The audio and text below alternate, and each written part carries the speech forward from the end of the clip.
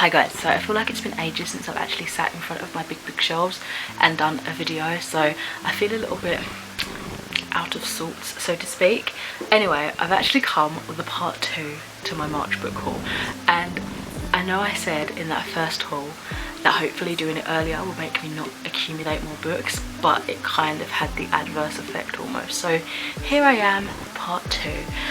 So I'm going to start off again with like NetGalley books and, you know, ebooks, things of that nature. The first book here I have is Skin Taker by Michelle Paver. So I actually read Wolf Brother, which I think is the first book in this continuation of a series. I'm not sure like what number this is in terms of the book. Just like a kind of Stone Age sort of story. Clans are in here, like different kind of clans battling each other in that sense, and like for territory and things like that. And honestly, I can't remember an awful lot about that book because I read it like ages ago, but I had in the back of my mind for the longest time that I want to continue with it, probably from the library or something like that. So when I saw that this next book was available, I decided I wanted to give it a go. So yeah, hopefully I'll pick up the next books, like an ebook or whatever, relatively soon, so I can continue on and hopefully enjoy the rest of this series. Then I have Between Perfect and Real by Ray Stove, and this one says that it's a moving YA debut about a trans boy finding his voice and himself. Dean Foster knows he's a trans guy. He's watched enough YouTube videos and done enough questioning to be sure, but everyone at his high school thinks he's a lesbian, including his girlfriend Zoe and his theatre director, who just cast him as a non-traditional Romeo. He wonders if maybe it would be easier to wait until college to come out, but as he plays Romeo every day in rehearsals, Dean realises he wants everyone to see him as he really is now. Not just on the stage, but everywhere in his life. Dean knows what he needs to do. Can playing a role help Dean be his true self? The next book I have, I was actually reached out by the publishers from Vintage, I believe, to give this book a check out because I think I've read a few books through them through NetGalley and enjoyed them.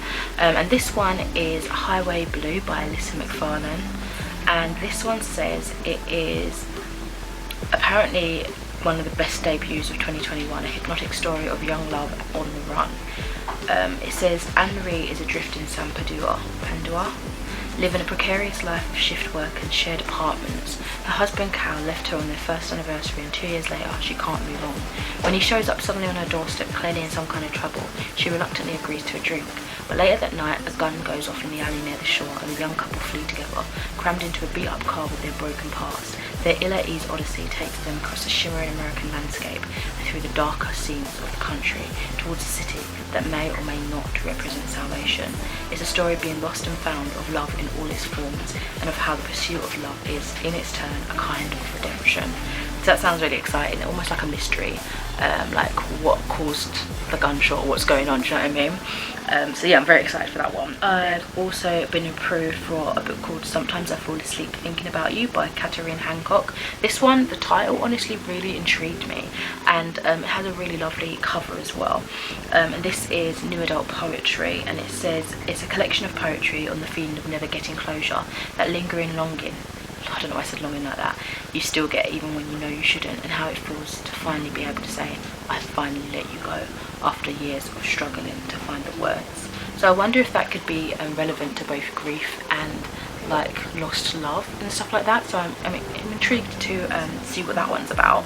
Then I have here The Wife Upstairs by Rachel Hawkins.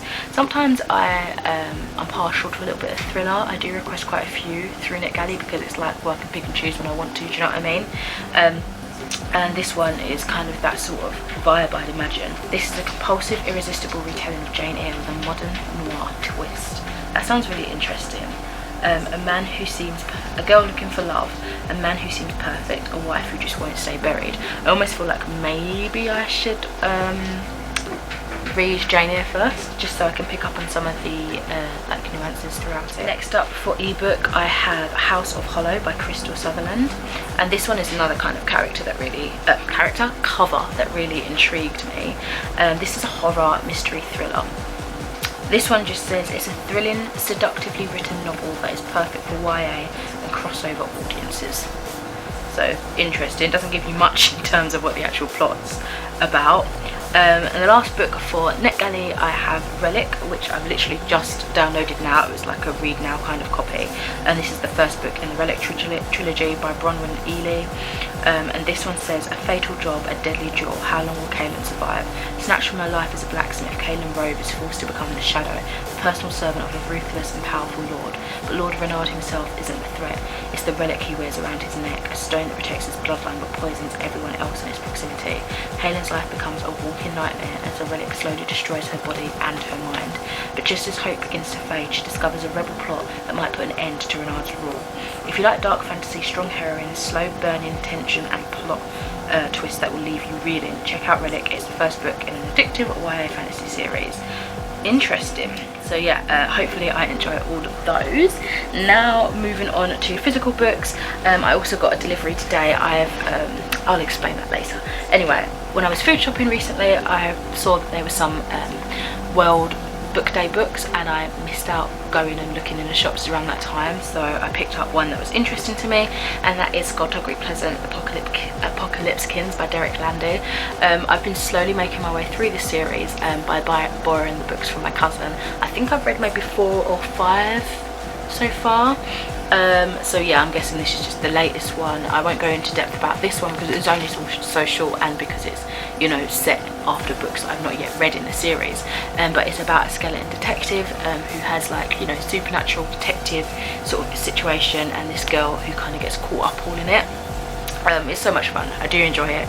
It's just taking me, you know, I'm just enjoying kind of slowly making my way through it. I'm in no rush.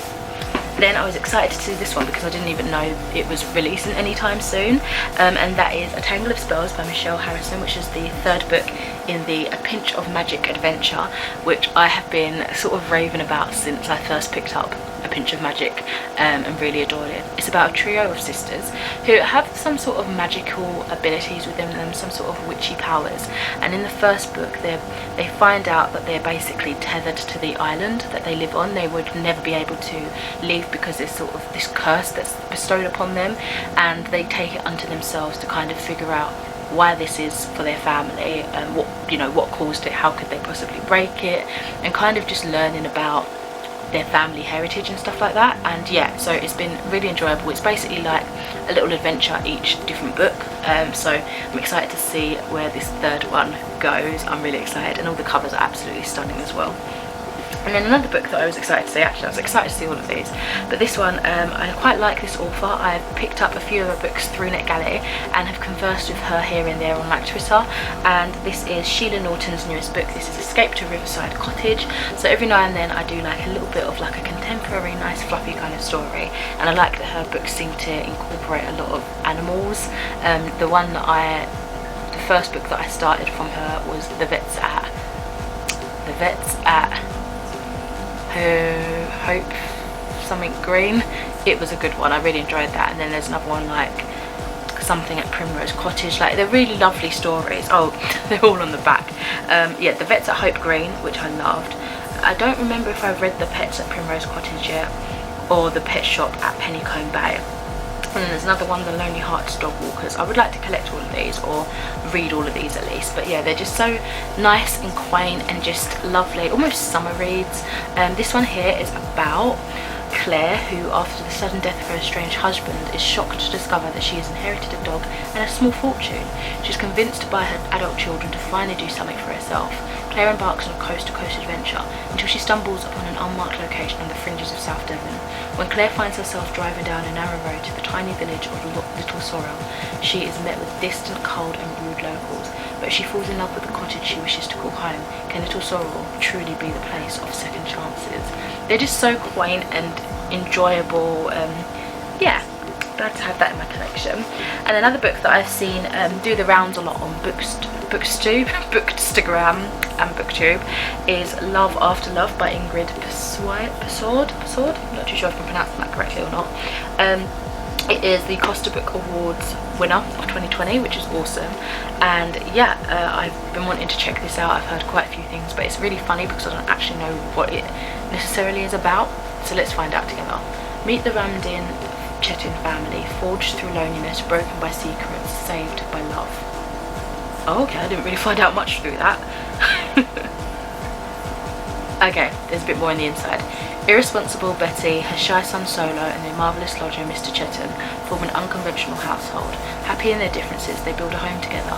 Home, the place keeping these three safe from an increasingly dangerous world, until the night when a glass of rum, a heart-to-heart, and a terrible truth explodes the family unit, driving them apart. Brave and brilliant, steeped in affection, love after love offers hope to anyone who is loved and lost and has yet to find their way back. Then we have another new release as well here. This is Clara and the Sun by Kazuo Ishiguro. I've not read any books by this author before, but I believe, I think there's a book in my mind that I want to read by them. Where is it? The Remains of the Day is the one that I think I've heard a few people talk about.